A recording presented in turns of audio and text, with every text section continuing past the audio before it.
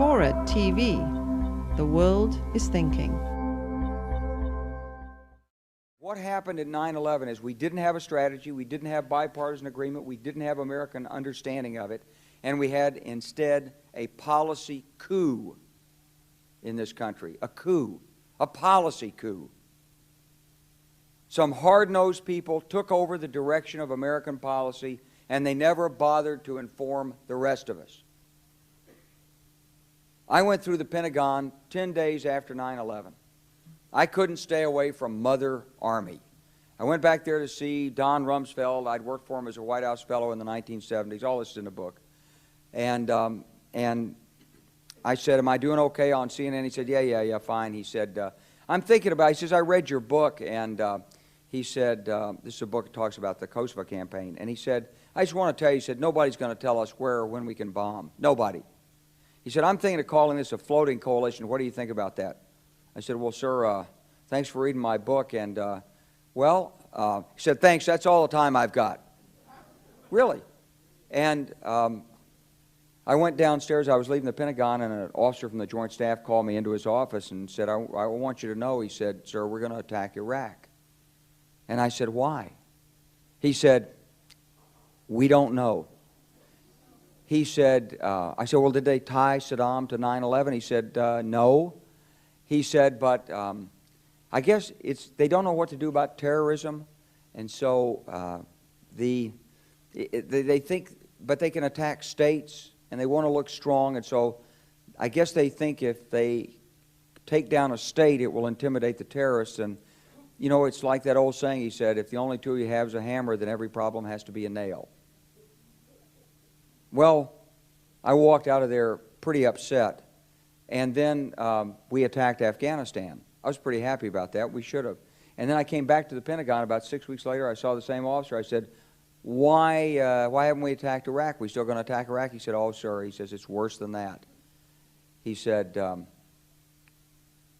he pulled up a piece of paper off his desk. He said, I just got this memo from the Secretary of Defense's office. It says we're going to attack and destroy the governments in 7 countries in 5 years. We're going to start with Iraq, and then we're going to move to Syria, Lebanon, Libya, Somalia, Sudan, and Iran. I said, 7 countries in 5 years. I said, is that a classified memo? He said, yes, sir. I said, well, don't show it to me. He was about to show it to me. He said, because I want to talk about it. And I sat on this information for a long time, for about 6 or 8 months. I was so stunned by this, I couldn't begin to talk about it. And I couldn't believe it would really be true, but that's actually what happened. These people took control of the policy in the United States. And I realized then, it came back to me, a 1991 meeting I had with Paul Wolfowitz. You know, in 2001 he was Deputy Secretary of Defense, but in 1991 he was the Undersecretary of Defense for Policy. It's the number 3 position in the Pentagon. And I had gone to see him when I was a 1-star general. I was commanding the National Training Center. I had met him one time. He said, if you ever get to Washington, come look me up. They always say that. Well, I was there in Washington. It was a Friday afternoon. I'd visited Colin Powell. He'd given me 5 minutes of his precious time and sent me on my way, and I was bored in the Pentagon, and I thought, I'll just go, who can I see? I think I'll see Wolfowitz. So I called, and up there, he was available. Scooter Libby came to the door. I met Scooter for the first time, and he brought me in, and I said to Paul, I said, and this is 1991, I said, Mr. Secretary, you must be pretty happy with the performance of the troops in Desert Storm. And he said, well, yeah, he said, but not really. He said, because the truth is we should have gotten rid of Saddam Hussein, and we didn't. And this was just after the Shia uprising in March of 91, which we had provoked, and then we kept our troops on the sidelines and didn't intervene. And he said, but one thing we did learn, he said, we learned that we can use our military in the region, in the Middle East, and the Soviets won't stop us. He said, and we've got about 5 or 10 years to clean up those old Soviet client regimes. Syria, Iran, Iraq, before the next great superpower comes on to challenge us. And it was like, you know, I'm coming out of the Mojave Desert. I've been training troops. I haven't been thinking geostrategy for some time. And suddenly a guy just sort of shoves this nugget at you. Well, you remember it. It was a pretty stunning thing. You mean, the purpose of the military is to start wars and change governments. It's not to sort of deter conflict. We're going to invade countries, and my mind was spinning. And I put that aside. It was like a nugget that you hold on to. This country was taken over by a group of people with a policy coup. Wolfowitz and Cheney and Rumsfeld, and you could name a half dozen other collaborators from the Project for a New American Century. They wanted us to destabilize the Middle East, turn it upside down, make it under our control. It went back to those comments in 1991. Now, did anybody ever tell you that?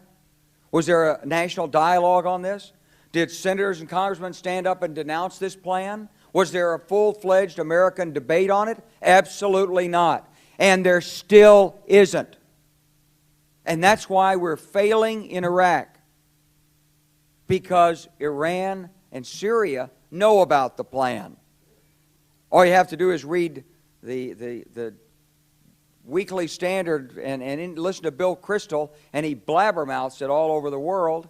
Richard Pearl the same way. They could hardly wait to finish Iraq so they could move into Syria.